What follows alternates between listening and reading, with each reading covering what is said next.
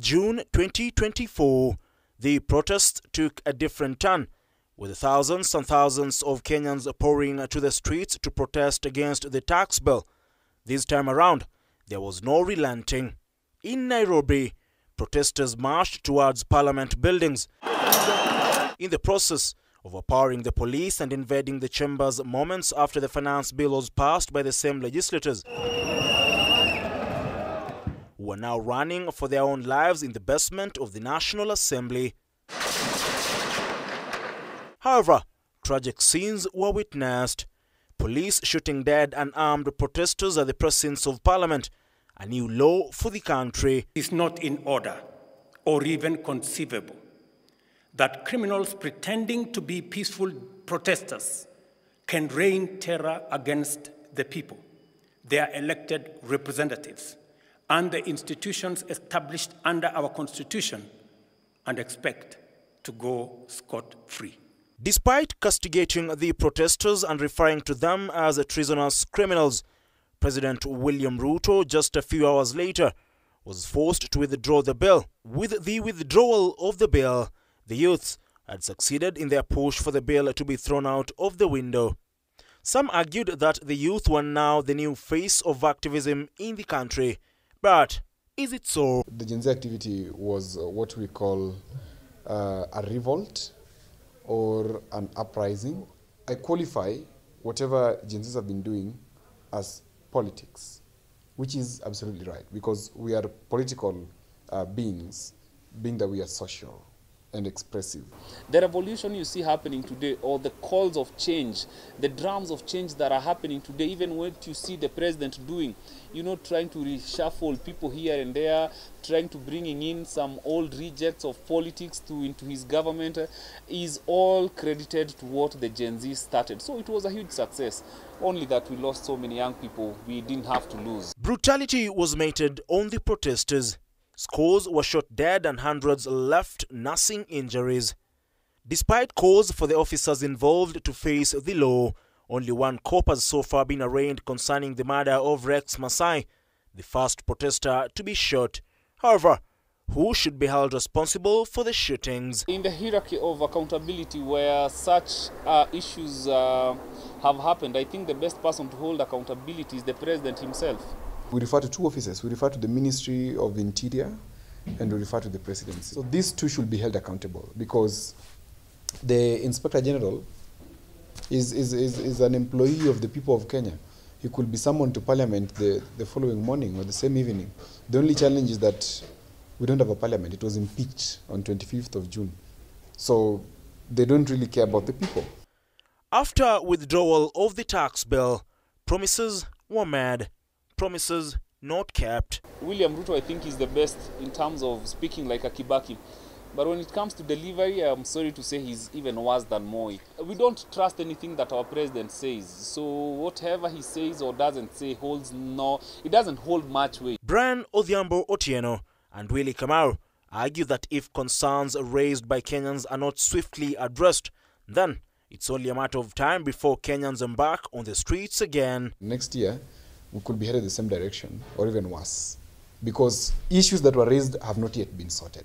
The issue of corruption is too huge, and next year is going to be a focus point. Now, they've started with the judiciary.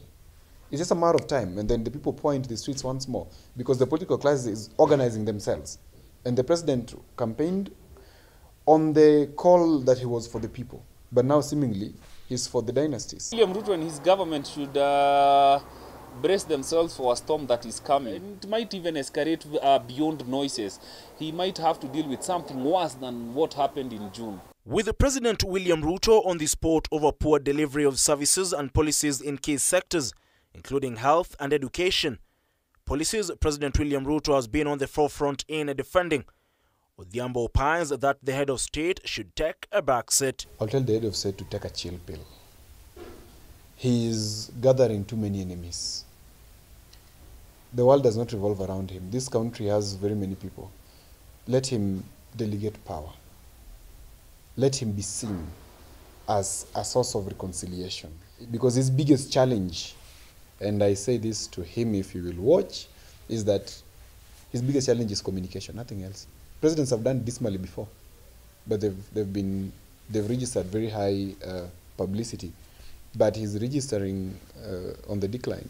His publicity is on the decline. His sentiments differ from those of Willie Kamau. The most honorable thing for you, Mr. President, to do is resign while you still can. You know, walk out honorably.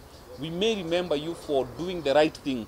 When you have failed to fix the economy, when you've taken away and broken systems that you found working like NHIF, people are dying in hospitals because of this, the confusion of Shah, Shisho, Shusho, whatever that thing is. So I would tell him honorably, if there is any honor left in you, resign and give Kenyans a chance to do the right thing at the ballot and get someone, you know, who can fix the mess that you've put this country into. Their sentiments come at a time when cases of abductions have emerged yet again, amid continued calls for accountability on the part of the president.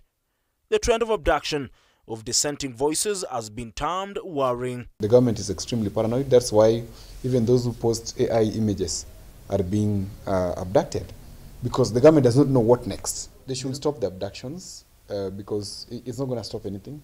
In any case, it is proven that persecution only makes people stronger. I think this is the worst regime in terms of abducting young people. With the recent developments in the political field, President William Ruto turning to his political nemesis and appointing their allies into government, Odhiambo notes that it is a strategic political move from the widely perceived as Kenya's political chess master. It is a very strategic move by the president to calm the waters or calm the storm so that he can sail through. The more you spread the risk, the better you manage a regime. On one side, he's collected more problems because he has to manage these guys up to 2026 June comfortably. If he passes 2026 June with this team, then be sure that the president will run a second term and he will win it. But if this team implodes before 2026 or thereabout between June, August 2026, then President William Ruto will be a one-term president. Inclusivity has been a bone of contention and one of the demands of the June-July protests. However, in recent weeks, President William Ruto made changes into his cabinet. The question is, what could be the ramifications of the political class coming together in the next general elections? The political class has come together. If this is sustained to 2027, it's a dangerous thing for the people because they will vote themselves in through any means, because politics is an absolute case. There's no number two, there's number one. And if it's number one and the political class is together, who then will watch over them? Nobody will watch over them, so they may have a field day. As the blame game continues over the reconstitution of IEBC, Kamau argues that the president is to blame. The president knows that if he reconstitutes the IEBC today, the young people, the youth, the millennials, the middle class of this country are going to impeach him. And he knows that is what will happen, and that's why he's very intentional with delaying the reconstitution. Even as eyes turn to the 2027 general elections, Odhiambo has raised concerns over the system manipulation, citing occurrences during the impeachment of Rigathi Gachagua. During Gachagua's impeachment trial, when he was just about to file for an injunction, the system froze. I can tell you that is a very dangerous sign. If they can freeze a judiciary filing system, what tells you that they can't freeze transmission, or they can't manipulate the transmission of the results? With all said and done, the government that we have does not listen. It could be hearing as well, but it does not listen. Okay? Now, because it's not listening, the only thing that they want to do is to see. And that is going to come to be. Because the people have also understood that the government only sees. So whatever happens is whatever they respond to. Don't relent. Because if you relent, the regime may be very furious and may even decide not to leave in 2027 if the people decide. But if the people decide to vote them in, well and good.